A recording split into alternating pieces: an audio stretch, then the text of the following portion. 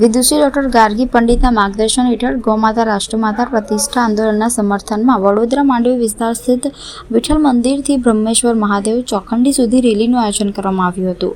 બ્રહ્મેશ્વર યુવક મંડળ ચોખંડીના શ્રી પ્રતિક પંચાલ સહિત યુવકો, ગૌરક્ષા સમિતિ પ્રતાપનગર વડોદરાના અગ્રણી સત્યમ શર્મા, મહિલા સુરક્ષા સમિતિ ગુજરાતના પ્રમુખ advocate Shobhanaben Raval, MG road સ્થિત રણછોડજી મંદિરના પૂજારી મધુસૂદનજી દવે તેમજ અન્ય ગૌભક્ત અને મહાનુભાવોએ ભાગ લીધો હતો.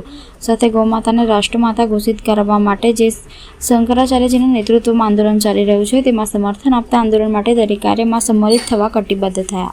સમગ્ર દેશમાં અત્યારે જ્યારે ચારે શંકરાચાર્ય અને અન્ય જે આચાર્ય છે, સાધુ સંતો છે, જેમના નેતૃત્વમાં ગૌમાતા રાષ્ટ્રમાતા પ્રતિષ્ઠા આંદોલન ચાલી રહ્યું છે, જેના સમર્થનમાં આજે વડોદરાના મધ્યમાં સ્થિત એવા વિઠ્ઠલ મંદિરથી બ્રહ્મેશ્વર મહાદેવ ચોખંડી સુધી સમર્થન રેલીનું આયોજન કરવામાં આવ્યું છે, જેમાં ખાસ કરીને યુવાનો જોડાયા છે. યુવાનો એક ધન છે.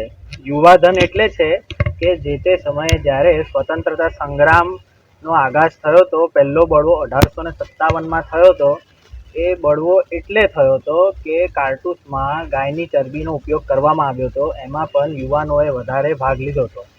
યુવાનો પર એટલે જોર આપવામાં આવે છે કે જનજાગૃતિમાં કોઈ મેસેજ કે સંદેશ ફેલાવવા માટે જો સૌથી મોટો ભાગ ભજવે છે તો એ યુવાનો છે. તો જેના માટે કરીને આ રેલીનું આયોજન કરવામાં આવ્યું છે. વડોદરામાં પ્રતાપનગર એરિયાના સ્થિતમાં ગૌરક્ષા સેવા સમિતિના અગ્રણી બ્રહ્મેશ્વર મહાદેવ યુવક મંડળ, શોભનાબેન રાવલ જે મહિલા સંગઠનના પણ અગ્રણી છે, જે મહિલા સુરક્ષાનું પણ કાર્ય કરી રહ્યા છે, અને બીજા ગૌભક્તો પણ જોડાયા છે. ગૌમાતા રાષ્ટ્રમાતા પ્રતિષ્ઠા આંદોલનનો એક જ ઉદ્દેશ્ય છે કે સંપૂર્ણ ભારતમાં ગૌહત્યા બંધીનું કાનૂન લાગુ કરવામાં આવે અને ગૌમાતાને રાષ્ટ્રમાતા ઘોષિત કરવામાં આવે.